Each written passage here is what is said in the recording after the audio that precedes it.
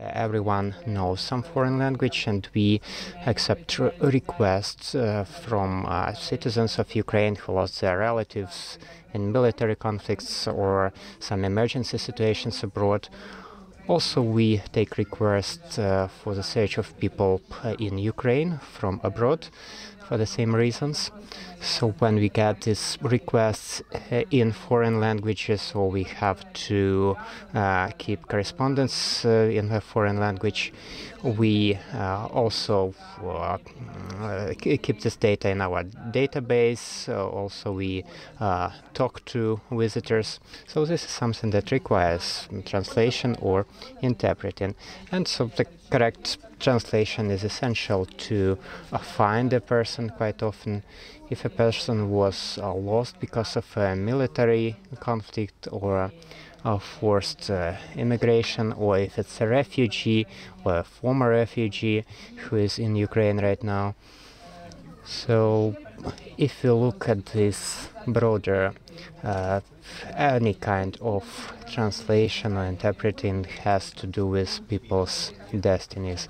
So for instance, if it's medical translation, it can influence a person's health. If it's legal, it also can influence a person's life. Or technical translation can influence the correct use of equipment. But in this area, we are sometimes underestimated or viewed as some intermediaries. So maybe these kinds of conferences are one of the ways to improve the visibility of our profession. And quite often we are not mentioned in the materials we translate. And also there is the issue of intellectual property. I hope this will be discussed at this conference as well.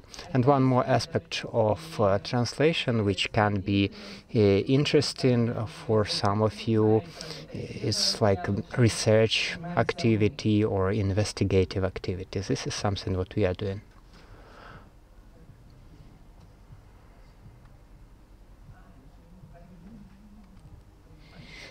So this is an example of our activity. We are following, first of all, the international humanitarian law. Also, the Ukrainian Red Cross Society has a special status. There is a special law in Ukraine which governs the symbols of this organization. So this is an unusual organization. People know this name, but they don't exactly know what we are doing as a Red Cross. Our principle is to do no harm. So this is something we always have to remember as translators or interpreters. When we work with NGOs or in some sensitive political environment, it's always important to keep away from hate speech and also to follow confidentiality in our activity. You will see photos of some private documents. These are photos taken from open sources. And also we have to be aware of the socio-political situation to be able to translate properly. The majority of people probably knows this, but still. So there is this Red Cross, Red Crescent emblem. Red Cross is used in Israel, but because of religious reasons, in some cases, cross is not acceptable, so there they use a crescent. And the entire system of Red Cross activity consists of three components. So there are national societies. You can see on the left the emblem of the Ukrainian Red Cross.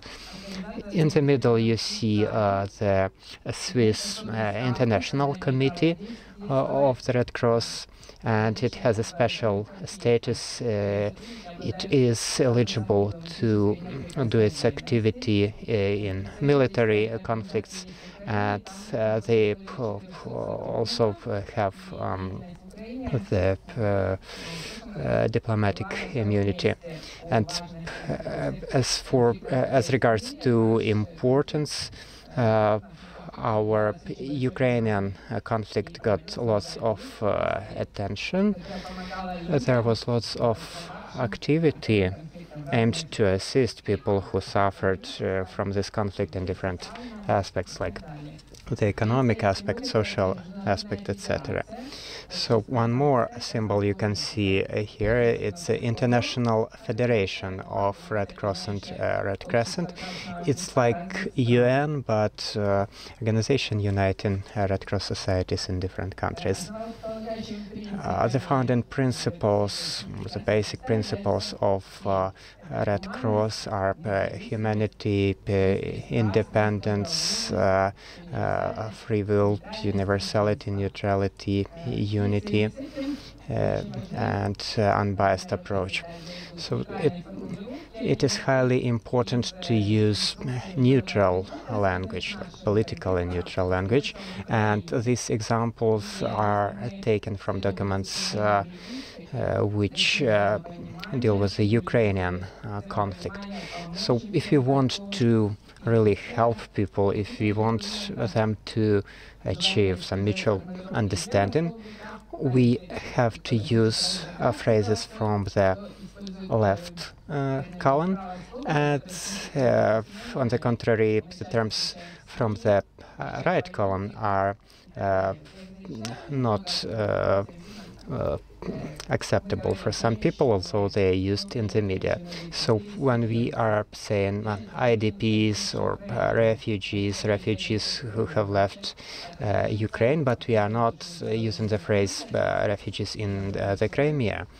And the status of refugees the status is defined by international documents.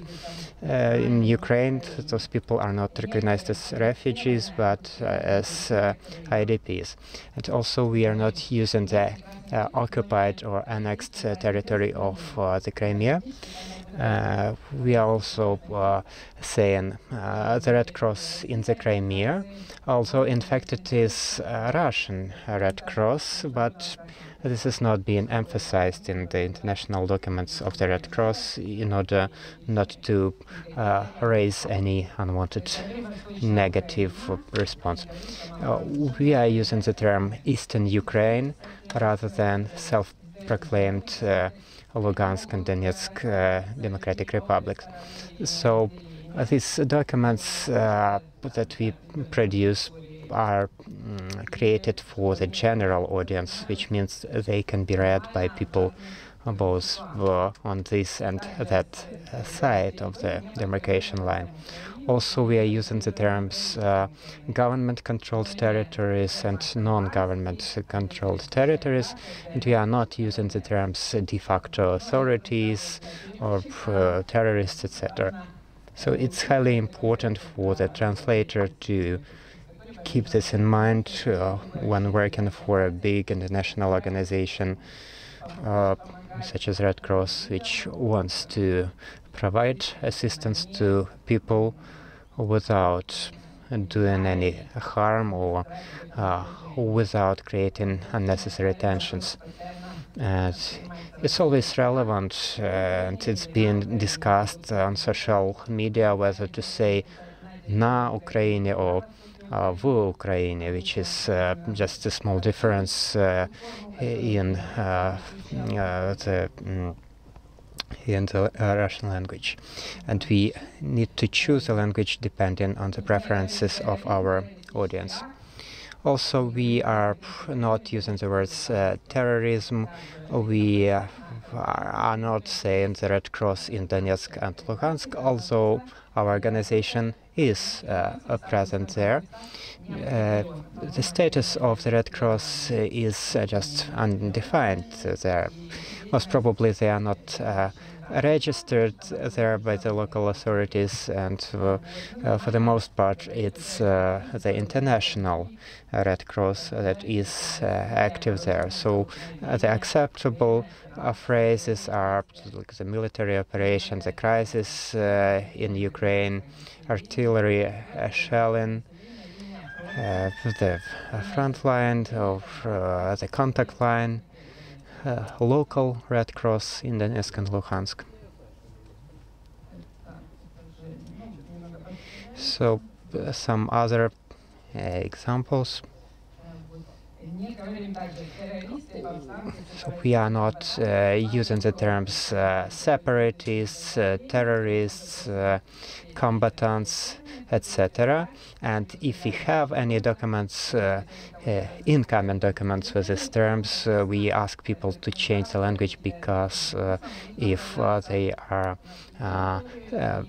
trying to find the person on that territory, this language would be unacceptable there.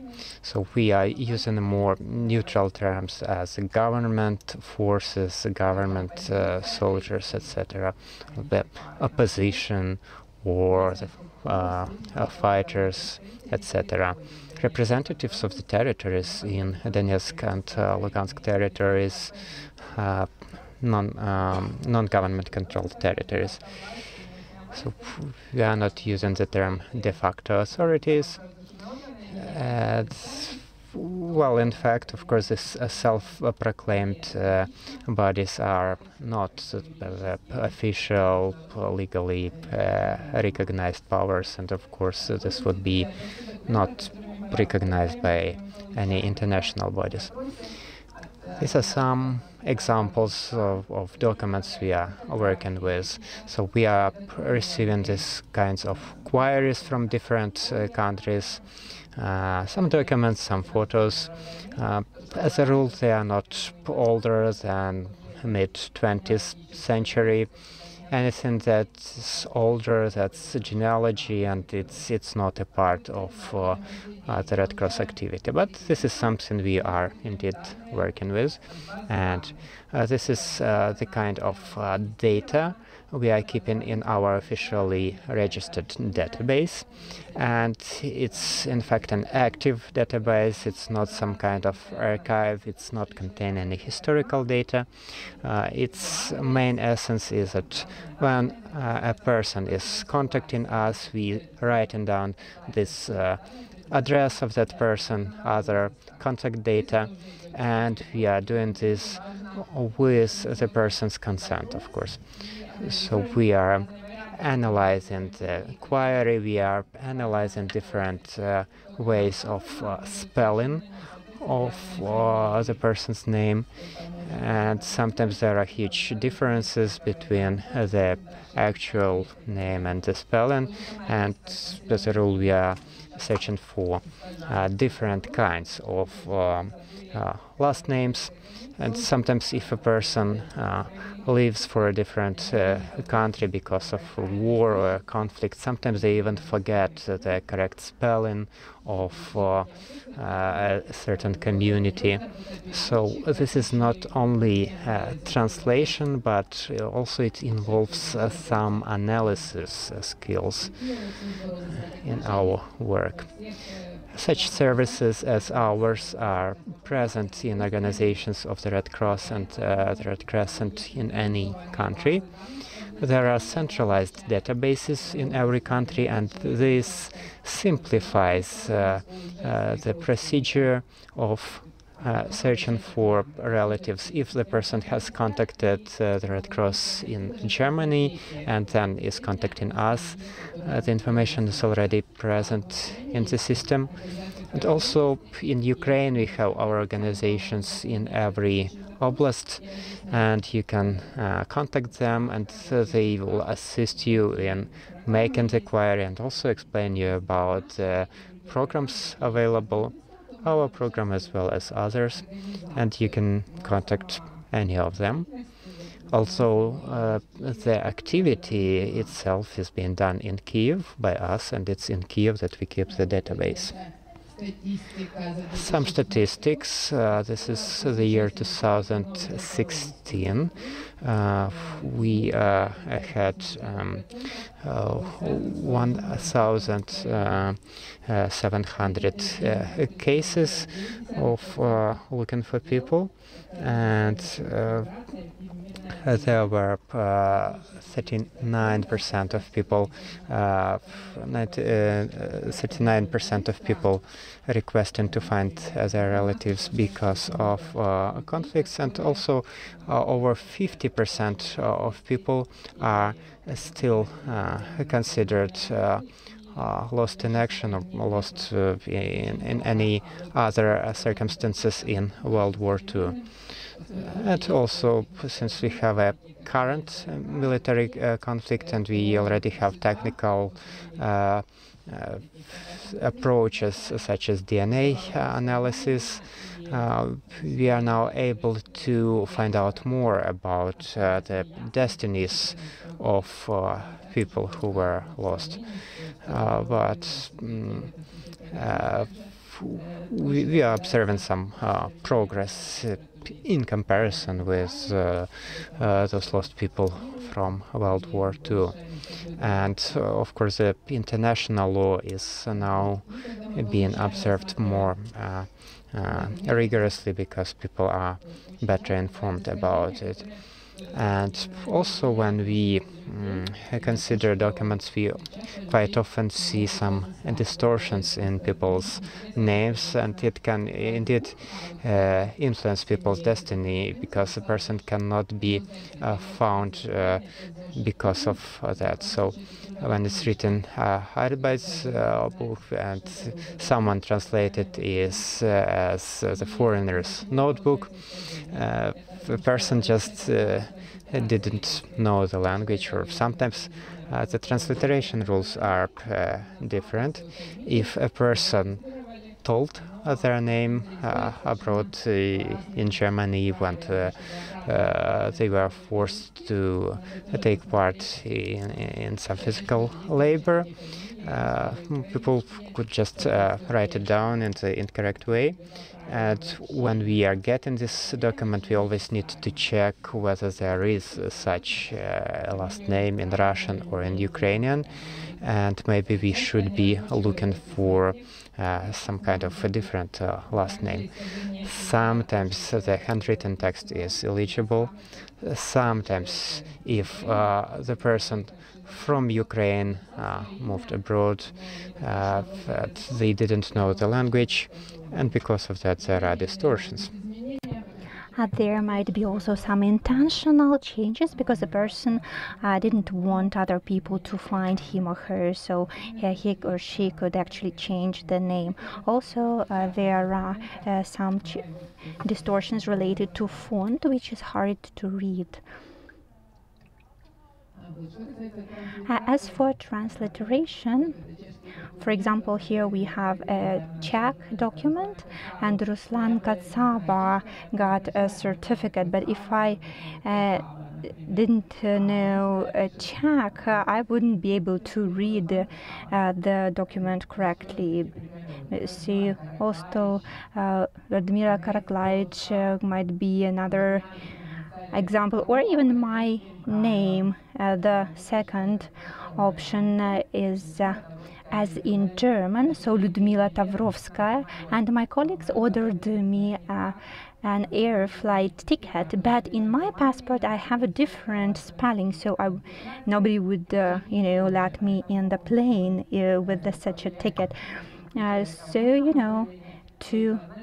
need to know where the document will go.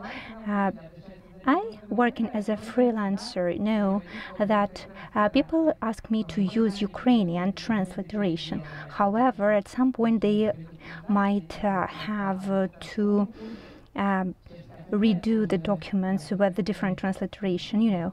So when some names and family names are written in based on transliteration rules of other languages, there can be some confusion. So we work with all family names and we put down different options into our database, and then when we do tracing of people and we do to go to archive institutions in Ukraine, we come with different spelling options. Here we have an example of illegible handwriting. So this person was called Boroshenko, Borisenko. Another mistake was related to handwriting, which also Giyuk or Gnyuk was difficult to read. And also what we work on, making sure that the memory of lost soldiers is kept. So we also trace those people, and sometimes there might be also different options of spelling used in the person's documents and in some records. So this is also one of the issues within our competence. And Trudoli, which actually used to be Trofen. So both those people were soldiers who died in Poland, and now we work on the memory of those soldiers to be kept, and we work on the defining the correct version and aligning this spelling options. So it happens that a person went to Germany during the war, and the person didn't want his family members to have any problems. So they decided in Germany to use other family names and change them a little bit. Makar also in the German documents was turned into Markov. So if we do not pay attention and if we do not have a look at the archives, actually we can be confused. And here we have a family name Gistichok on this postcard, and here on the left you can see the same person but totally different spelling. And on the right we see a document signed by family members with the correct spelling. So what was good in this tracing case, the person was from a small village. So we wrote a letter asking, do you have a person Kislechok? But they said no, but we have Kistuchok.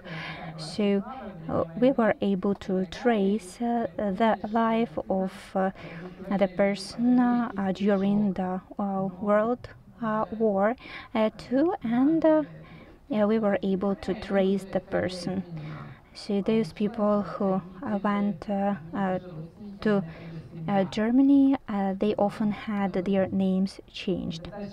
Also, sometimes it happens that the people who keep records, they do not know the language well. So we had this application from Cuba, and with the Latin words, they tried just to write down what was written in Russian. So it sounds like Kyrgyzstan, but it is actually Kyrgyzstan.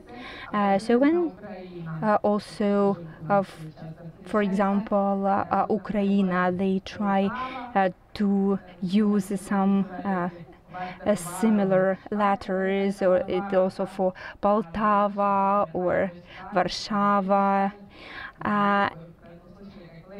People, they do not know the language, thus they are using a very different spelling. And we had a request from a person whose mother worked in Germany, and he said that she had some friends there, so could you find them?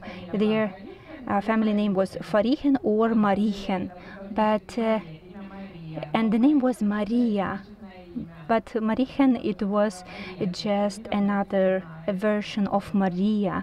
So in fact, the person did not know the family name at all. So it's not possible to trace, of course, this person. We often work with archive documents. So when we talk about the World War II documents, there are archives in Arolsen with a lot of documents stored on the persecutions of people by the socio-democratic regime. There are 30 million documents, original documents from concentration camps about people who worked on the territory of Germany. So 30 million of original documents and 50 million cards, because also they had the cards with different types of spelling or based on different sources. Many of those documents are available online, and what is interesting is that now they have a program, and they often also contact us because of it. So when people ask to give them back some personal stuff of people which they brought to concentration camps, such as purses and some photographs, letters, so they are very interested in giving back those personal items to people who request that. That is also an example of the document for a person who also stayed in concentration camp. So here at least it is typed, but often there we have handwriting and we have to deal with it. Also here there is a reason of death, which can also be important information for family members. And now we'll have the most interesting part of our lecture. So I have a small quiz for you, and I will have gifts for you if you answer correctly. So it will be on my presentation, related to the presentation. And I actually talked about some skills of interpreters and translators who work in topics like I was talking about. So if you want to respond, please raise your hands so that we see who is responding. So the first one is about attention to detail. So when I was talking about reunification of families, there was a logo. A logo with the people, a logo for this reunification of families program. So how many people are there on the logo of the Red Cross program? How many people? 3? No. No, but you're closer.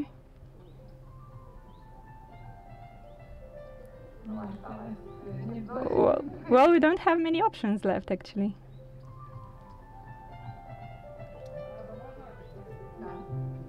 4? No. 5?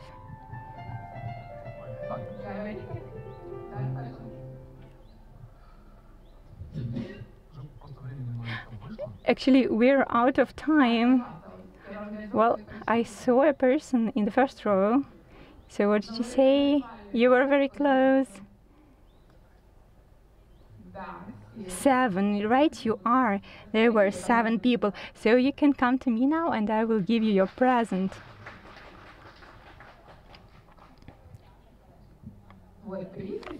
So here is the prize, and really there were 7 people.